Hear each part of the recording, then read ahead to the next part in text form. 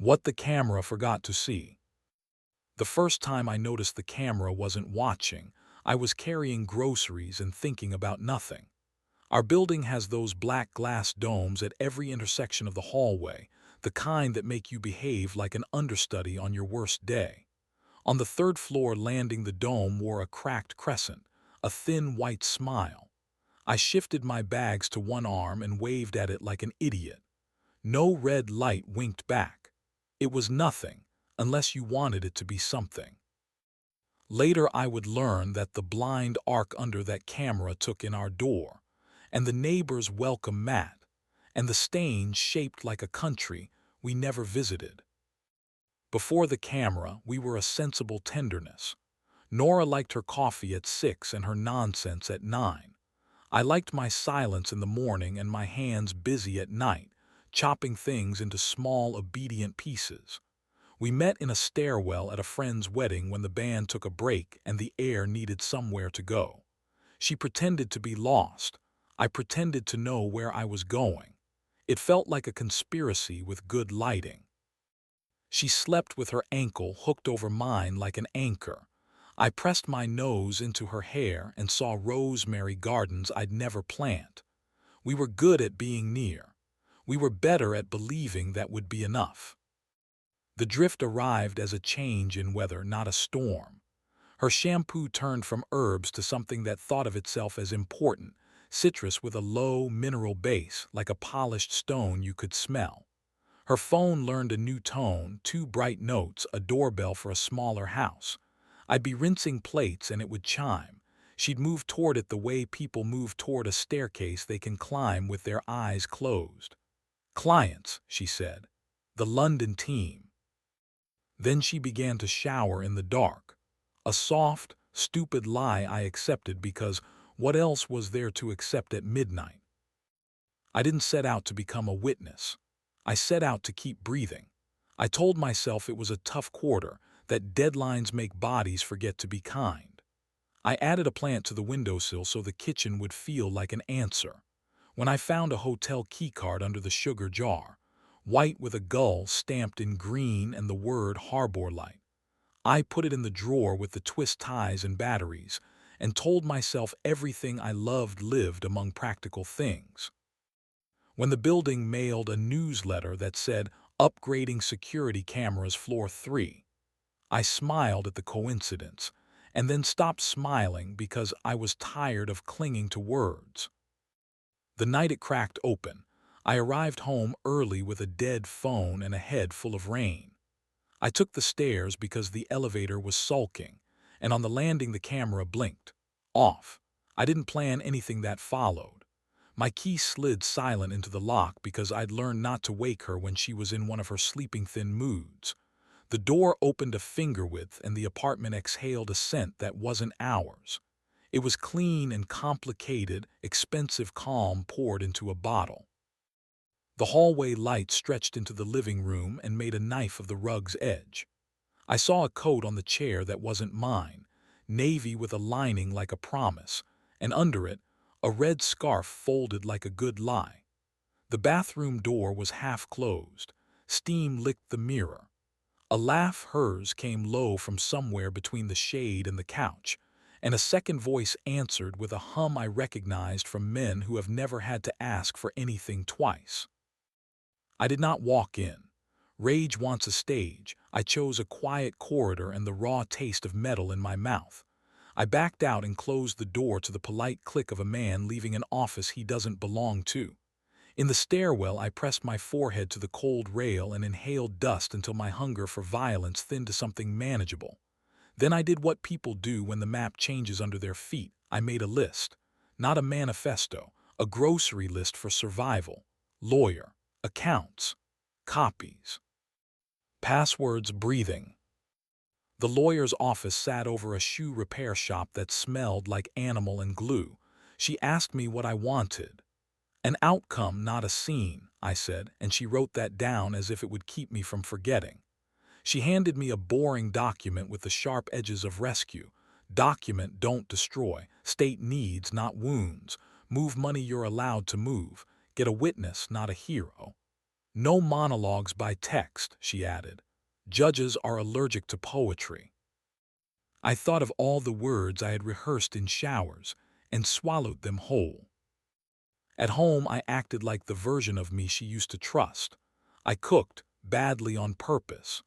Garlic went too brown, pasta stuck to itself like a small panic.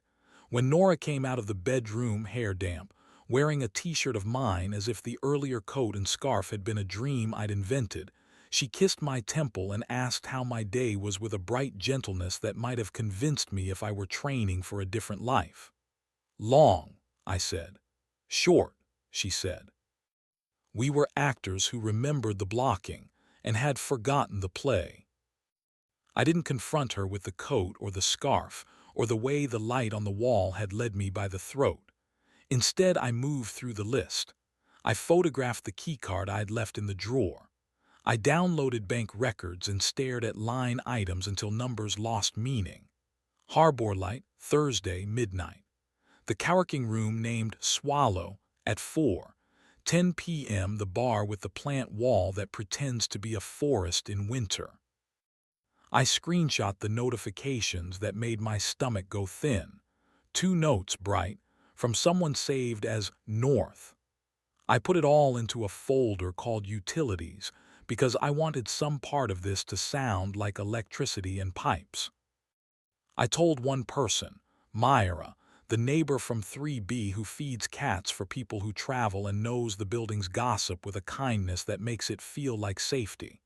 She met me by the mailboxes and listened without blinking, then pointed with her chin to the camera dome at our door. Blind there always, she said. Maintenance waits for the contractor. A secret with a clock. She gave me a look I had seen her give abandoned kittens. If you want proof that breathes, invite witnesses who love you, not her. Bring the room to them. So I did. I invited her brother and our mutual friend Zane for a quiet dinner, which is code for a storm behind a door. I cooked better and tasted nothing. At 8, Nora texted that she was trapped in edits. At 9, she walked in smelling like that expensive calm, cheeks lit from weather that happened indoors. She kissed me where people can see, the way cheaters do when they want to borrow your mouth like an alibi. We ate, we laughed. I poured wine that tasted like stone fruit pretending to be generous. After dessert, I set a small velvet pouch on the table and tipped out the Harbor Light key card. It looked stupid and damning in equal measure. "What's that?" she asked, because she is smart and would never give the card a name on my behalf. "Lost and found," I said. Her brother's eyes moved from the plastic to Nora's face like a slow headline. Zane reached for the card, then thought better of touching anything that might make the room decide too quickly. Nora's voice stayed smooth, a conference room dressed as a kitchen. "We should talk privately," she said. "We will," I answered, and hated how much I wanted to be kind. They left. The door closed. I placed the card on the counter and waited while she tucked her hair behind her ear the way she does when she needs every inch of her face to be visible. It is her honesty pose. It is also her executioner's hood, inverted. "I was there," I said. "I didn't open the door, I left you your stage." She blinked and the performance cracked, then reassembled. "I'm ashamed," she said, "not just of the act, of how easy it became to divide." She put a palm to the fridge as if she needed its cold to be possible. "He was a draft," she added. "A version of me that felt like weather instead of furniture." "Is he married?" I asked, because ghosts need names or they start moving the chairs. "Separating," she said, and I believed her against my will. "One child." Hate tried to learn a shape in my chest and failed. I didn't want to borrow a child for my anger. "We're going to separate," I told her. I used the we like a scalpel, precise, small, destructive in the correct way. She nodded, and something in her shoulders admitted what her mouth was still writing. "Do you," she began, then stopped. "No," I said. "I don't want to fix you, and I'm tired of being a room you hide in when the weather scares you." The next days were a bureaucracy of grief. Keys.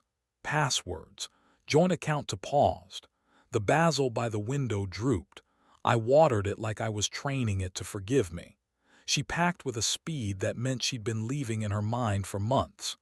She asked for the photo of us at the beach I hate because my eyes are squinting and she looks like a magazine. I gave it to her because I didn't want to be a curator of souvenirs no one should visit. At the door, she pressed her thumb to my wrist, an old private code, and then took it away, the kindest and the worst thing she could have done. He wrote once, not from a personal account. Men like him send their apologies through servers with non-disclosure on the letterhead. He used words like respect and timing and wished me healing, as if my heart were a minor tendon. I forwarded the message to my lawyer and then to Zane, who texted back a single emoji of a trash bin. The trade press wrote that he was stepping back to focus on family. No one mentioned the Harbor Lights plant-based cocktails, or the camera on my landing that had taught me something about mercy. For a week I slept on top of the covers because bedsheets held too many maps. I ironed a pillowcase because I wanted to do something exact. I learned how to be lonely without making it perform. On the third morning I found a note under our door, folded into a small square that felt like a foreign currency. Myra, camera replacement today 2:04 p.m. If you need to not be here. I stayed anyway. I wanted to watch the blind spot become a bright one. The contractor came with a ladder and a roll of cable, humming a song that sounded like a good mood. He unscrewed the cracked dome and opened its dark belly. I stood in the doorway with my coffee and pretended this was a normal thing to observe. "You'd be surprised what these don't see," he said conversationally, "and what they do when no one's acting." I almost laughed. He wired the red light into life. The hallway acquired a witness. It felt like relief with a tiny lens. When the papers arrived with their stamps and italics and finality, I didn't burn anything. I cleaned. I took the coat she'd borrowed from him. She had left it, maybe by accident, maybe because it was heavier than it looked, and I hung it on the back of a chair on the balcony. Rain came and rinsed it late into the evening. In the morning, I put it in a garbage bag and set it by the door for donation. I kept the red scarf because it didn't belong to anyone. I let it be color again, not guilt. I wrapped it around my neck and went to buy bread like a person with errands. Weeks passed in arithmetic. I made lists and crossed them off. I changed the Wi-Fi password to a sentence about bridges that sway and still hold. I learned to cook for one without making it a statement. Some nights I went to the Harbor Light and sat under the glass roof and ordered the cheapest beer they were ashamed to pour. I watched couples who believed in their weather. I kept my back to the elevators. She texted once, "Thank you for not making me the worst thing I did." It landed like a pebble thrown at a window that wasn't mine anymore. I typed and erased and typed and erased and then wrote, "You are not a thing I need to manage." She replied, "Take care of the rosemary." I bought a small plant from the market and rubbed its leaves with my thumb until the oil stuck to my skin. I held my wrist to my face in the dark and breathed the old code I had misread for years. It used to mean don't let go. It means let go now. The camera on the landing glows red at night. Sometimes I wave at it out of habit, a man making the smallest possible joke to an eye that doesn't blink. It sees me come home and go out and carry grocery bags that weigh less each week. It doesn't see the quiet, or the mercy, or the way I've started sleeping under the sheets again, pressing the cotton flat with my hands before I lie down. It doesn't see the breath I take when I turn off the light, or the way the room holds me like a promise I intend to keep. It doesn't see me forgive her in inches, not as a gift, but as a way to stop borrowing a story that isn't mine. I think about the stairwell often, the way that cracked dome gave us a pocket universe where anything could happen and no one had to answer for it. The replacement is better as replacements go. It watches. It records. It will help the building feel safer for the people who need buildings to do that. But not even a camera can tell you what matters. It can't film the decision not to knock, or the exact moment a marriage shifts its weight and chooses a different foundation. It can't see the hand on a wrist from the inside, or the language a thumb leaves behind. Tonight the hallway smells like hot dust and new wiring. I lock my door and hear the small exact sound of the bolt seating itself. I pour water into a glass and hold it at my throat and feel how ordinary the pulse can be when it stops volunteering to be a drum. On the windowsill, the rosemary lifts its thin spires like green handwriting. I open the window an inch and let the city come in without performing weather. I stand there until the room learns my shape again. Then I turn off the light, and the camera outside does whatever cameras do when no one is acting, and I sleep in a bed that has learned the word enough.